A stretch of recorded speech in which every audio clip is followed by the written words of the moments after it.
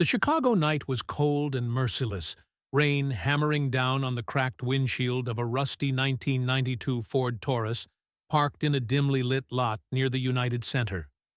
Inside, Rachel Carter, a 24-year-old single mother, hunched over in the driver's seat, her thin jacket doing little to keep out the chill that seeped through the car's broken window, patched with duct tape and a plastic bag.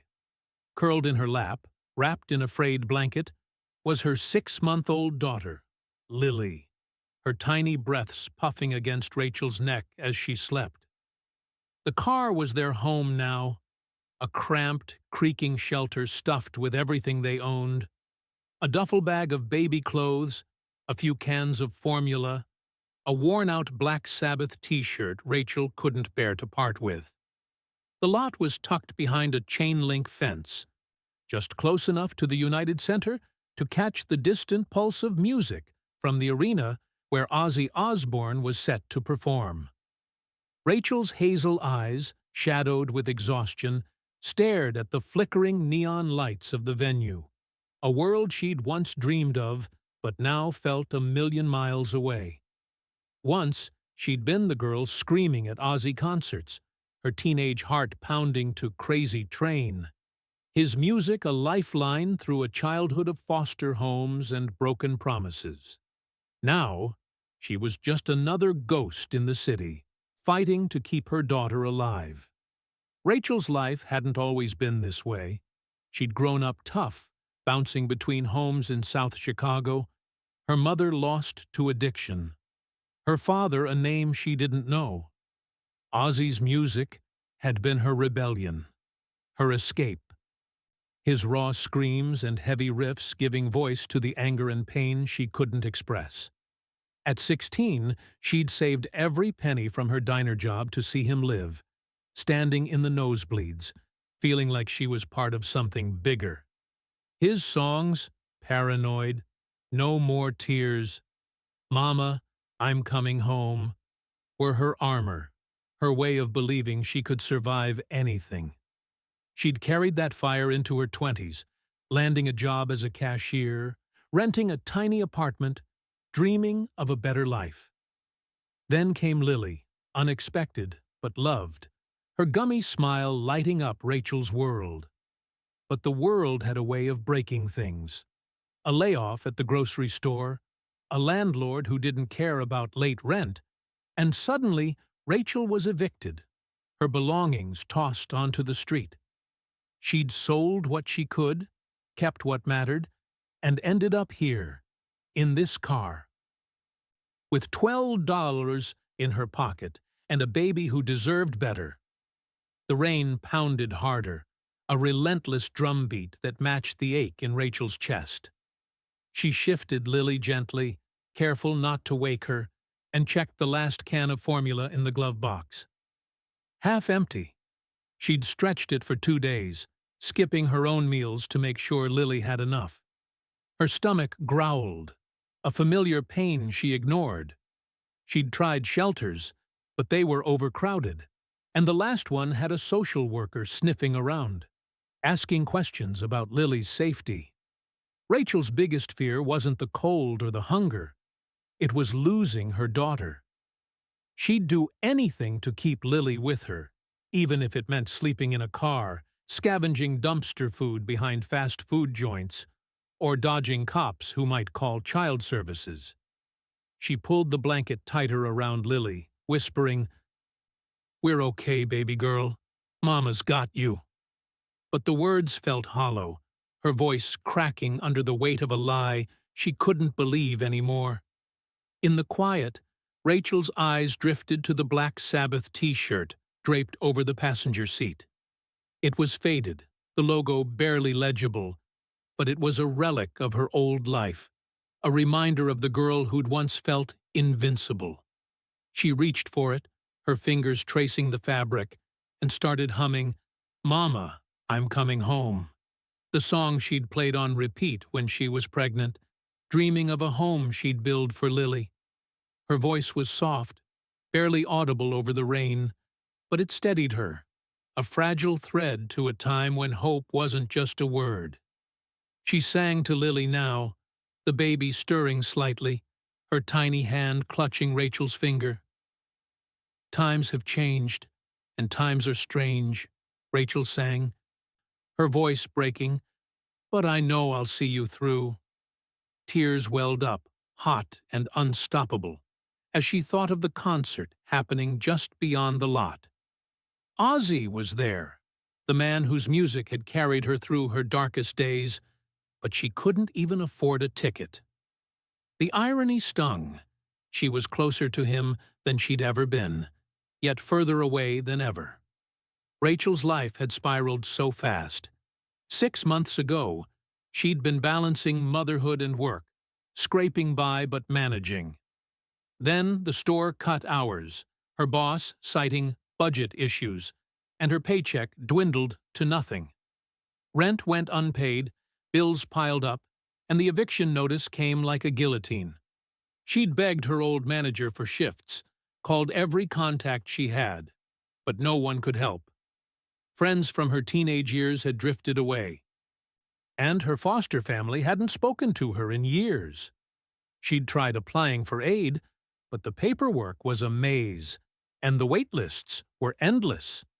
The car, a hand-me-down from a co-worker, became her last refuge. She'd parked in different lots each night, moving to avoid attention. But this spot near the United Center felt safer somehow, the crowd and chaos offering a strange kind of camouflage. She'd seen the posters for Ozzy's show weeks ago, her heart twisting at the sight of his wild hair and manic grin. For a moment, she'd let herself dream of taking Lily, showing her the music that had saved her. But dreams were luxuries she couldn't afford. The rain eased slightly, and Rachel cracked the window, letting in a gust of cold air that carried the faint thump of bass from the arena. She imagined Ozzy on stage, his leather jacket gleaming, his voice tearing through the night. She'd watched YouTube clips of his concerts on a library computer, Lily in her lap, and told her daughter stories about the Prince of Darkness, not the bat-biting myths, but the man who sang about pain and hope, who made her feel like she could fight. "One day, Lily," she whispered, "I'll take you to see him. We'll scream our heads off." Lily stirred, her tiny lips smacking, and Rachel rocked her gently, humming again. The car was freezing, the heater long broken, and Rachel's breath fogged in the air. She tucked the blanket around Lily's face, her own hands numb. She hadn't eaten in 2 days, her head light with hunger. But Lily had formula, and that was enough. It had to be. Rachel's thoughts drifted to her own childhood, to nights spent in strange beds, foster parents who barely looked at her, social workers who wrote her off as troubled. Ozzy's music had been her rebellion, her way of saying she was more than a case file. She'd worn out her old Walkman listening to War Pigs, dreaming of a life where she'd be free, where she'd belong. She'd found that briefly with Lily, in their tiny apartment with its leaky faucet and thrift store couch. But now that life was gone, and the shame of it burned. She wasn't just failing herself. She was failing Lily, who deserved a crib, not a car seat, a mother who could provide, not one who sang lullabies to drown out the rain. Rachel wiped her eyes, angry at herself for crying. "You're stronger than this," she muttered, echoing the words she'd told herself 1,000 times, words she'd borrowed from Ozzy's defiant screams. The lot was quiet, save for the occasional car pulling out. Fans heading to the concert. Rachel watched them, their laughter and excitement a stark contrast to her world. She wondered what it would be like to be one of them, to have a ticket, a warm coat, a place to go back to. She shifted Lily, checking her diaper, still dry, thank God, and rummaged through the duffel for a clean onesie. Her fingers brushed a crumpled photo, one she'd kept from her concert days, her at 16, in that Black Sabbath t-shirt grinning outside a venue. She barely recognized that girl now, but holding the photo felt like holding on to a piece of herself. She tucked it back, her eyes drifting to the arena's lights, now brighter as the show neared. The bass thumped louder, a heartbeat she could feel in her chest. She sang softly again, "Mama, I'm coming home," her voice trembling but steady. A prayer for Lily, for herself, for a miracle she didn't dare believe in. Unbeknownst to Rachel, fate was stirring. Across the lot, hidden by the rain and shadows, was a sleek black tour bus, its windows tinted, its engine idling. Inside, Ozzy Osbourne was pacing, restless, his mind heavy with thoughts of his own past, nights not so different from Rachel's, when he'd been a kid with nothing, dreaming of a stage he couldn't yet see. The concert was hours away, but something pulled him outside, a need for air, for clarity. As Rachel sang to Lily, her voice faint but piercing through the rain, Ozzy stepped off the bus, his boots splashing in puddles, his eyes catching the outline of a battered car in the corner of the lot. Something about it, the stillness, the fogged windows, the faint hum of a familiar song, drew him closer. A spark of curiosity cutting through the night. Inside the sleek black tour bus parked behind Chicago's United Center, Ozzy Osbourne slumped in a leather chair, the dim glow of overhead lights casting shadows across his weathered face. The air was thick with the scent of coffee, old vinyl, and the faint musk of stage gear piled in the corner. His black hair, streaked with gray, hung loose over his shoulders, and his fingers, heavy with silver rings, tapped restlessly against a crumpled pack of gum. Smoking was a habit he'd kicked, but the urge still gnawed at him. At 40, Ozzy was a living legend, the Prince of Darkness, a name that carried the weight of decades with Black Sabbath, and a solo career that had defied every odd. But tonight, as the distant hum of the Chicago crowd filtered through the bus's tinted windows, he felt less like a rock god and more like a man staring down the ghost of his own past. His band, Zakk Wylde on guitar, Mike Inez on bass, Randy Castillo on drums, lounged nearby, their laughter and crude tour stories a familiar backdrop. Zakk was strumming an unplugged guitar, riffing on Crazy Train, while Randy tossed a drumstick in the air, catching it with a grin. But Ozzy was somewhere else, his mind tangled in thoughts of who he'd been, who he was, and who he still wanted to be. The tour had been grueling, a whirlwind of sold-out shows across Europe and now back in the States. Ozzy thrived on the stage. His voice, raw and defiant, still shook arenas. His manic energy, the way he'd leap and snarl, still drove crowds wild. But offstage, doubt had crept in, a quiet poison he couldn't shake. He'd built an empire on rebellion, on giving voice to the outcasts, but fame had a way of twisting things.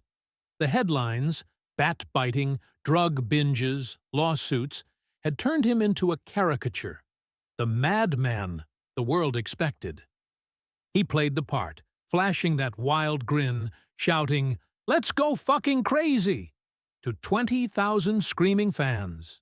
But lately, it felt hollow. Was he still the kid from Birmingham, scraping by in a factory town, pouring his hunger into music? Or had he become a product, a brand delivering chaos on cue? The question ate at him, especially tonight, with Chicago's United Center looming, a venue that demanded a legend's performance, but left him wondering if he was still reaching the people who needed him most. On the table beside him sat a stack of fan letters, some opened, some not. Ozzy picked one up, its envelope worn from being carried city to city. It was from a girl in Detroit, maybe 18, who'd written in messy pen about how No More Tears had gotten her through nights when she didn't want to keep going. "Your music made me feel like I wasn't invisible," she'd scrawled. Ozzy read it again, his throat tight. He'd gotten thousands of letters like it over the years, stories of pain, survival, hope, all tied to his songs. They reminded him why he'd started, back when Black Sabbath was just 4 kids in a garage, dreaming of something bigger. He wanted tonight's show to matter, not just to the crowd, but to someone out there who needed it, someone whose story he'd never know. He thought of his own kids, Amy, Kelly, Jack, safe at home with Sharon, and how he'd fought to give them a life he'd never had. But what about the fans who had nothing? The ones who saw him as more than a rock star, but a beacon in their darkness. Sharon, his manager and anchor, had noticed the change in him. Earlier, during a soundcheck run-through of War Pigs, she'd caught him staring into the empty arena, his eyes distant. "What's eating you, Oz?" she'd asked, her voice sharp but warm.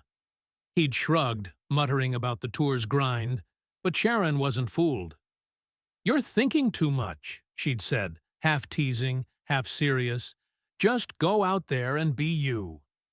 But being Ozzy wasn't as simple as it used to be. The band felt it too.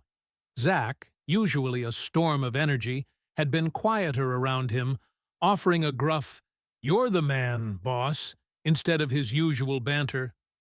Randy, always the first to hype a show, had clapped Ozzy's shoulder before rehearsal, saying, "Chicago's gonna lose it tonight, man. You're gonna set this place on fire." Ozzy wanted to believe it, but the spark he needed felt just out of reach, like a riff he couldn't quite nail. The bus door creaked open, a roadie shouting, "40 minutes, Ozzy!" The words jolted him, and he stood, stretching his aching back. He pulled on his leather jacket, the studs catching the light, and checked himself in the mirror. The eyeliner, the wild hair, the snarl, it was all there, the armor of the Prince of Darkness. But his eyes, heavy with questions, betrayed him. He grabbed a bottle of water, chugging it to clear his head, and stepped toward the door. "Let's do this," he muttered, more to himself than anyone else. Backstage was chaos, crew members hauling cables, techs shouting over walkie-talkies, the air buzzing with pre-show tension. Ozzy moved through it, nodding at familiar faces, his mind still churning. He passed a group of early fans near the barricades, their screams, "Ozzy, you're a legend!" cutting through the noise. He flashed a grin, raising a fist, but it felt like going through the motions. He needed something real tonight, something to remind him why he was still here. Sound check had been solid, the band locked in. Zach's guitar wailed, Mike's bass thumped, Randy's drums a relentless storm. Ozzy's voice, though rougher than in his 20s, still carried the grit that made him a legend. They'd run through "Mama, I'm Coming Home," the ballad hitting harder than usual, and Ozzy had felt a pang, thinking of the fans who saw it as more than a song. But as he stood in the wings, the arena filling with thousands of voices, that restless feeling grew. He paced, his boots scuffing the floor, the distant roar of the crowd like a tide pulling him in. He wanted to give them everything, chaos, hope, release. But he needed a reason, a connection. The intro tape rolled, eerie organ chords blending with crowd chants, and Ozzy took a deep breath, ready to step into the spotlight. But something stopped him. A need for air, for a moment to clear his head before the madness began. He slipped out a side door, ignoring a roadie's confused glance, and stepped into the rainy Chicago night. The lot was dark, puddles reflecting the arena's neon glow. He pulled his jacket tighter, the cold biting through the leather, and walked aimlessly, his boots splashing. The rain was steady, the kind that soaked you to the bone, but Ozzy didn't care. He needed to feel something other than the weight of his own head. As he wandered toward the edge of the lot, near a chain-link fence, he noticed a battered car, its windows fogged, a faint light flickering inside. Something about it, the stillness, the isolation, drew him closer. Then he heard it, a soft, trembling voice singing, "Mama, I'm coming home." The melody faint but unmistakable through the rain. His song, his words, carried by someone out here in the cold. Ozzy stopped, his heart thudding, curiosity pulling him forward. He stepped closer, peering through the fogged window, and saw her, a young woman, maybe in her 20s, cradling a baby, her face etched with exhaustion, but her voice steady, singing to keep the darkness at bay. He hesitated, his hand hovering over the window.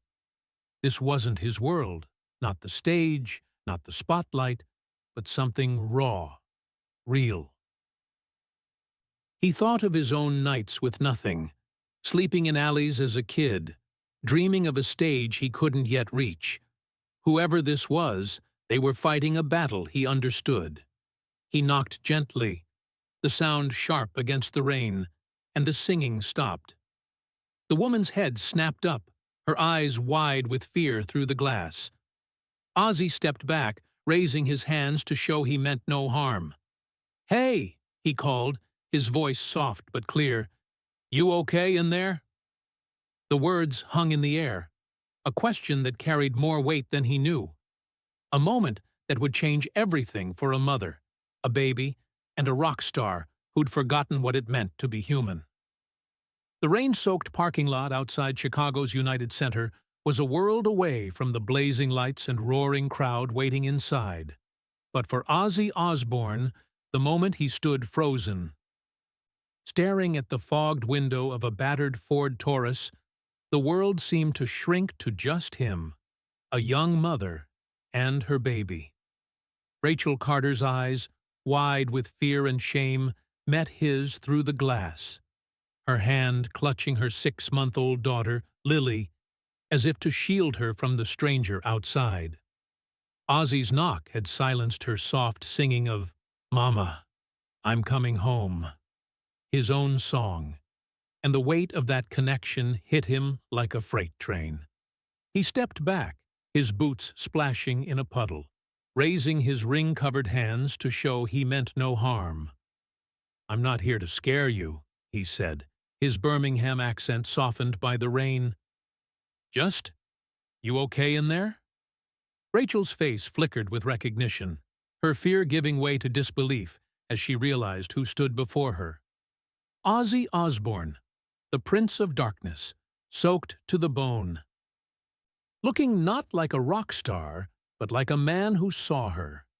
She fumbled with the car door, her hands trembling, and cracked it open, the cold air rushing in. You're him," she whispered, her voice hoarse. "Ozzy." He nodded, a small smile breaking through. "Yeah, that's me. What's your name, love?" Rachel hesitated, her instincts screaming to protect Lily. But something in Ozzy's eyes, gentle, unguarded, made her answer.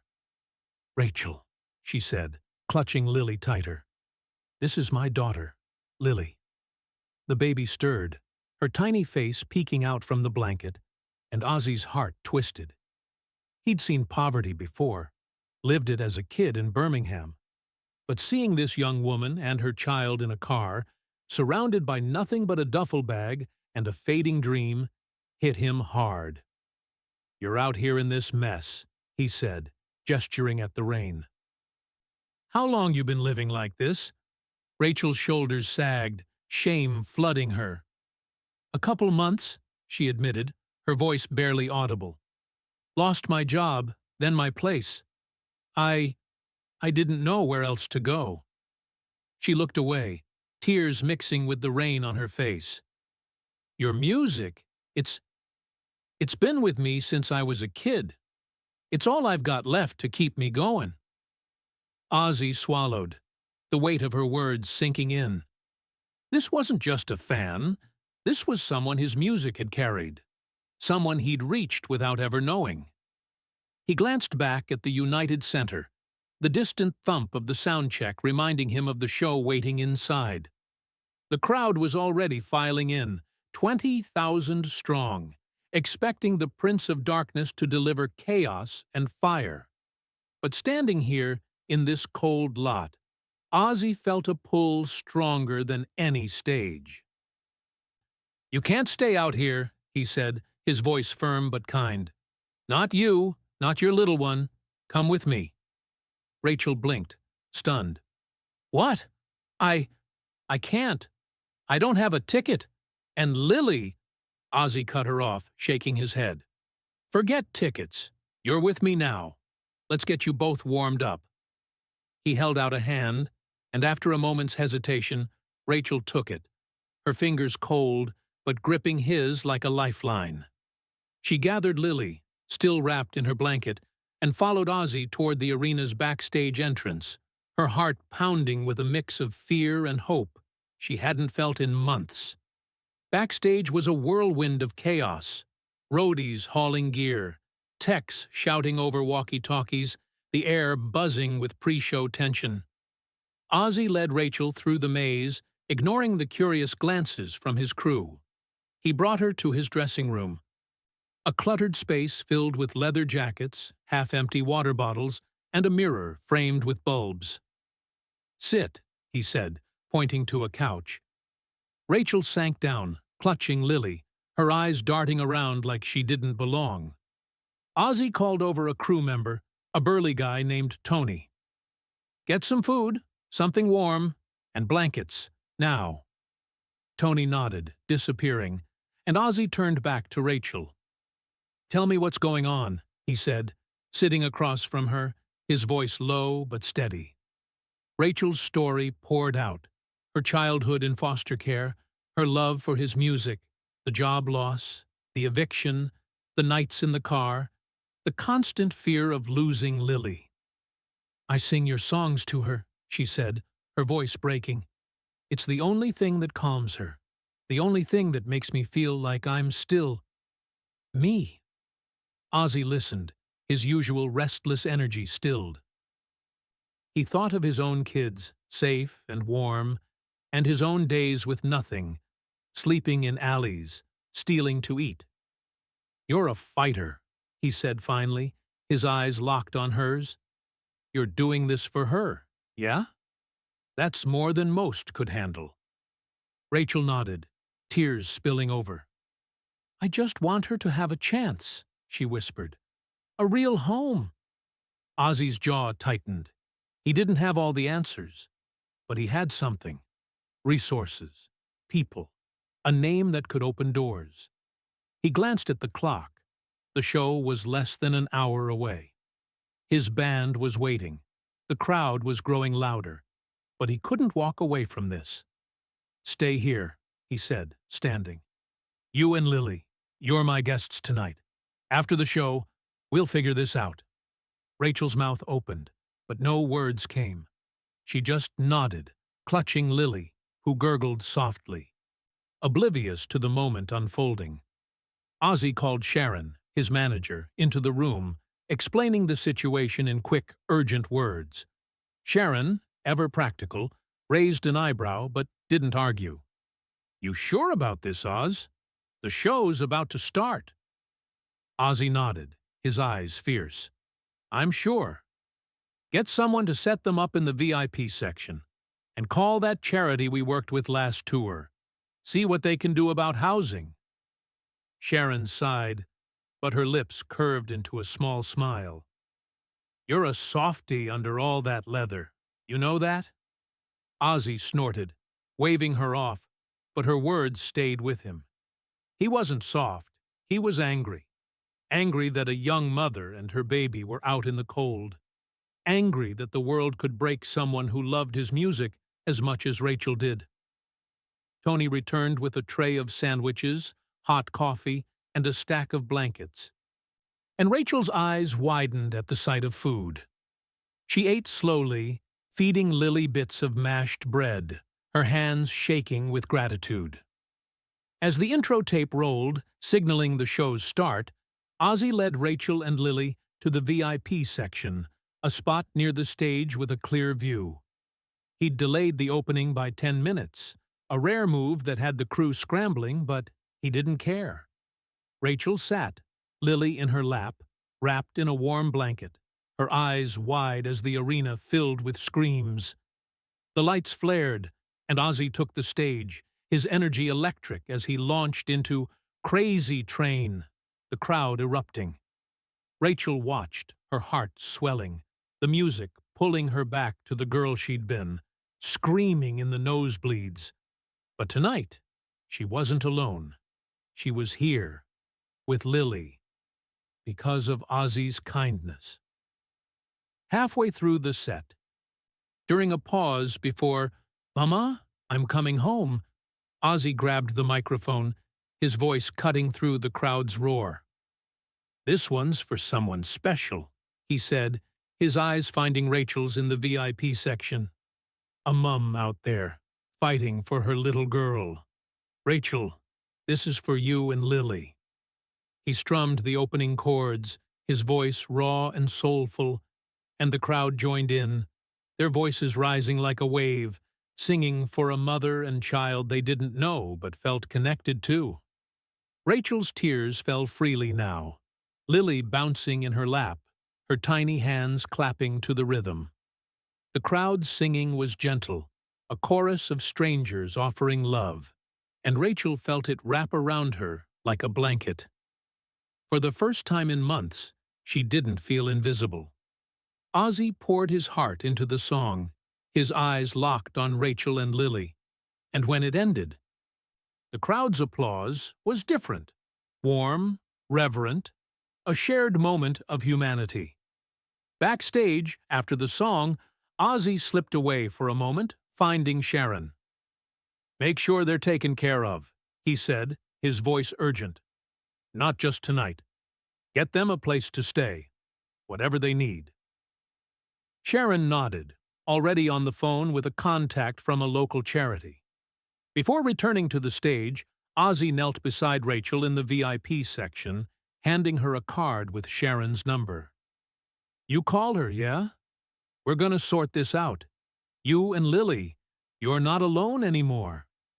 Rachel clutched the card, sobbing, unable to find words. "Thank you," she finally managed, her voice thick. "You don't know what this means." Ozzy just nodded, his own eyes misty, and headed back to the stage, the crowd's roar calling him back. But his heart tethered to the mother and child he'd found in the rain. The roar of the Chicago crowd still echoed in Ozzy Osbourne's ears as he sat in his dressing room after the United Center concert, the adrenaline of the night fading into a quiet, unfamiliar calm. His leather jacket was slung over a chair, his hands still trembling from the energy of the stage, but his mind was elsewhere, fixed on Rachel Carter and her daughter, Lily, the young mother and baby he'd found living in a car in the rain-soaked parking lot. The image of Rachel's tear-streaked face, her voice breaking as she sang, "Mama, I'm coming home," to her sleeping child, had lodged itself in his heart, a reminder of the people his music reached, the ones who needed more than a show. He'd given them a moment, food, warmth, a VIP seat, a song dedicated to their fight, but as he sipped a bottle of water, his rings clinking against the glass, Ozzy knew a moment wasn't enough. He'd told Sharon to make sure Rachel and Lily were taken care of, and as the crew packed up around him, he felt a spark he hadn't felt in years, a need to do more, to be more than the Prince of Darkness. Sharon poked her head in, her sharp eyes studying him. "You did good tonight, Oz," she said, her voice soft. "Rachel's with a charity worker now. They're sorting out a place for her and the kid." Ozzy nodded, his throat tight. "Make sure it's real, Sharon, not just a handout. They need a chance." She smiled, a rare softness breaking through her usual steel. Already on it, love. You're stuck with being a hero now. In the days that followed, Rachel's life began to shift in ways she'd stopped daring to hope for. The charity Sharon connected her with, a Chicago-based group focused on housing for single mothers, moved quickly. By the end of the week, Rachel and Lily were out of the car and into a temporary shelter. A small room with a real bed, a heater, and a kitchenette where Rachel could warm Lily's formula without fear of running out. The shelter staff helped her apply for emergency aid, and a caseworker named Maria, a kind woman with a no-nonsense edge, sat Rachel down with a stack of job listings. "You're strong," Maria told her, handing her a flyer for a cashier position at a local supermarket. "You've been through hell, but you're still here. Let's build something for you and that little girl." Rachel clutched the flyer, her hands shaking, thinking of Ozzy's words in the parking lot. "You're a fighter." She'd landed the job by the next week, a part-time gig that paid enough to cover basics, and the shelter arranged childcare for Lily, letting Rachel work without the constant fear of losing her daughter. For the first time in months, Rachel slept through the night. Lily curled beside her, the hum of "Mama, I'm coming home" still playing in her mind, like a promise. Ozzy didn't let the connection fade. From a tour stop in Seattle, he called Rachel, his voice crackling through the shelter's phone. "You holding up, Rachel?" he asked, and she laughed, a sound she barely recognized. "Better than I was, thanks to you," she said, her voice thick with gratitude. "Lily's got a crib now, a real one." Ozzy chuckled, the sound warm. "Good. That kid's gonna be a rocker. You wait." He sent a package a few days later, a tiny Black Sabbath onesie for Lily, with a note scrawled in his messy handwriting. "For my littlest fan. Keep fighting, Rachel." Rachel held the onesie to her chest, tears falling as she dressed Lily in it, the baby giggling as the soft fabric tickled her skin. Ozzy's calls became a lifeline every few weeks, his voice a reminder that someone saw her, someone cared. He'd ask about Lily's latest milestones, her first tooth, her first wobbly steps, and share stories of his own kids, making Rachel feel like she wasn't just a charity case, but a friend. "You're family now," he told her once, and Rachel believed him, her heart lighter than it had been in years. A year later, Rachel stood on her own 2 feet. The supermarket job had turned full-time, and with help from the charity, she'd moved into a small apartment in a quiet Chicago neighborhood. It wasn't much, a 1-bedroom with peeling paint and a noisy radiator, but it was hers, a home where Lily could grow. Rachel decorated it with thrift store finds, hanging a framed Black Sabbath poster above the couch, a nod to the music that had carried her through. She took Lily to an Ozzy concert that spring, tickets sent by Sharon with a note. "Ozzy says you better be front row." Rachel stood in the crowd, Lily on her shoulders, now a toddling 1-year-old with a mop of dark curls, clapping as Ozzy tore through "Crazy Train." Halfway through the show, he spotted them, his grin wide as he pointed from the stage. "This one's for Rachel and Lily," he shouted, launching into "Mama, I'm coming home." The crowd roared, and Rachel sang along, her voice blending with thousands, Lily's tiny hands waving. It was more than a concert. It was a celebration of survival, a testament to the night a rock star saw her in the rain and refused to look away. Ozzy changed too. That night in Chicago had cracked something open in him, a reminder of the kid he'd been, scraping by in Birmingham, dreaming of a stage to escape the hunger and cold. Rachel's story, her fight for Lily, made him see his music differently, not just as rebellion or entertainment, but as a lifeline for people like her, people who needed hope. He started seeking out those stories, asking Sharon to connect with charities at every tour stop, inviting struggling fans backstage for a moment of connection. He'd sit with them, listen to their lives, sign posters, give them his time. "It's not about the show," he told Zach one night, his voice quiet. "It's about the people out there, the ones who need us." Zach, usually all swagger, nodded, his eyes serious. "You're right, boss. You're giving 'em something to hold on to." Ozzy carried Rachel and Lily with him, their faces a touchstone when the tour's grind wore him down. He wore a small bracelet Lily had made, colored beads strung by Rachel's unsteady hands, on stage, a reminder of why he kept going. Rachel's own transformation rippled outward. With her life stabilizing, she started volunteering at the shelter that had helped her, bringing Lily along to play with other kids while she served meals or sorted donations. "I was you," she'd tell the women there, her voice steady now, "but someone gave me a chance, and I'm going to give you one too." She became a mentor, helping mothers navigate job applications, housing forms, the maze of survival she'd walked herself. One night, at a shelter event, she shared her story, standing in front of a small crowd, Lily asleep in her lap. "Ozzy Osbourne didn't just give me a place to stay," she said, her eyes shining. "He gave me back my fight. He showed me I wasn't invisible." The room applauded, and Rachel felt a pride she'd never known, a sense that her life, and Lily's, meant something bigger. Years later, Ozzy stood outside a community center in Chicago, one Rachel had helped establish through her volunteering.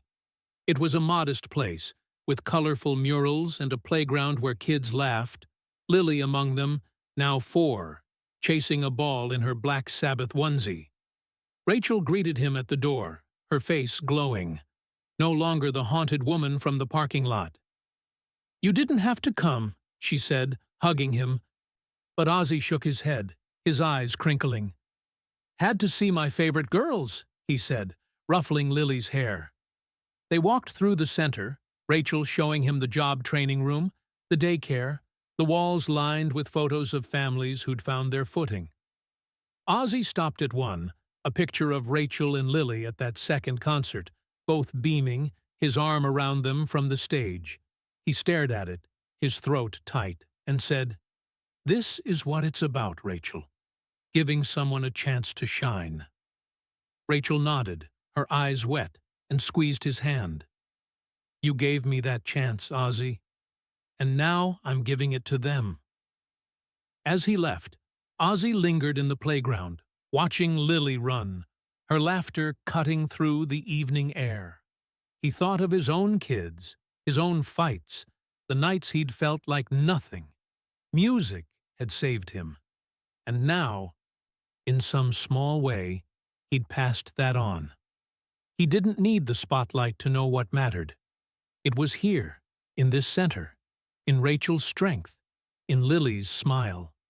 He slipped the beaded bracelet from his wrist, pressing it into Rachel's hand. "Keep shining, love," he said, his voice low. "You're the real rock star." Rachel smiled, clutching the bracelet, and as Ozzy walked away, the kids' laughter blending with the city's hum, he knew this was the legacy he'd been searching for. Not the screams of a crowd, but the quiet victories of the people his music touched. The ones who kept fighting, just like he always had.